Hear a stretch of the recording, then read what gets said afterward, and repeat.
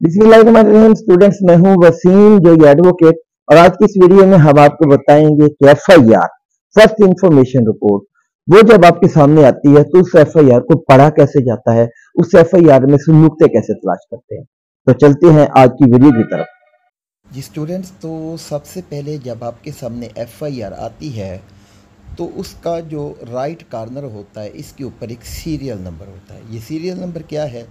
ये चूँकि अब एफआईआर जो है वो कंप्यूटराइज होगी, इसलिए पंजाब लेवल पर ये सीरियल नंबर लगा दिया जाता है।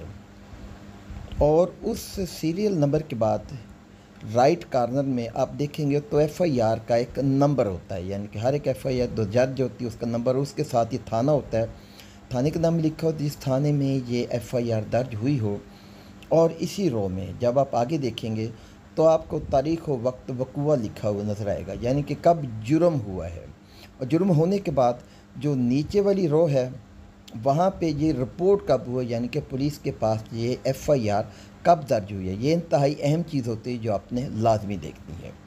और उसके बाद जो नीचे वाली रो है उस रो के अंदर कंप्लेनेंट का नाम होगा, मुस्तगीस का नाम होगा जिसने एफआईआर दर्ज करवाई या जिसकी शिकायत पर इंफॉर्मेशन पुलिस ने दर्ज की। ये आपको स्क्रीन पर नज़र आ रहा है। ये जनाब ये हो गया कंप्लेनेंट का नाम, उसका एड्रेस और उसका मोबाइल नंबर।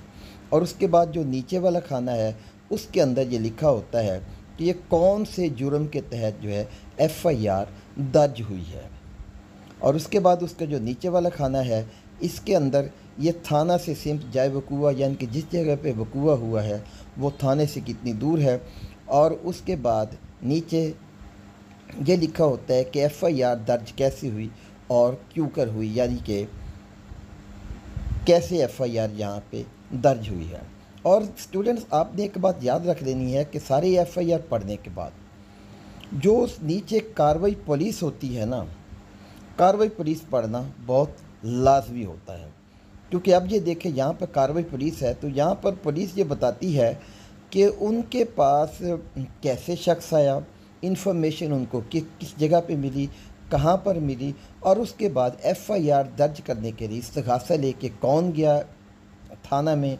और उसके नीचे जो है लिखा होता है जिस शख्स ने ये एफआईआर टाइप करवाई है, यानी कि जो मुहर्रर होता है, जो तहरीर कुनिंदा होता है, उसका नाम लिखा होता है। तो ये है वो एफआईआर जिसको फर्स्ट इंफॉर्मेशन रिपोर्ट कहते हैं। स्टूडेंट्स, तो आपने देखा कि एफआईआर तो आपने खैर सारी पढ़ ली है, लेकिन यहाँ पे मैं आपको एक नसीहत करना चाहूंगा। क्योंकि बहुत से स्टूडेंट्स जो हैं, जो बच्चे हैं, जो लड़कियां, खासतौर पर जो फीमेल्स हैं, वो ये शिकवा करते हुए नजर आते हैं कि हमारे सीनियर हमें काम नहीं सिखाते। आप लोग याद रखिएगा कि जिस सीनियर के पास जब जाते हैं उस सीनियर के पास क्योंकि काम का दबाव होता है, रश होता है, early in the morning previous bells होती है, उसके बाद आफ्टर रेस्ट बेल्स होती है, फिर कुछ ट्रायल होते हैं जिनमें क्रॉस एग्जामिनेशन करना पड़ता है।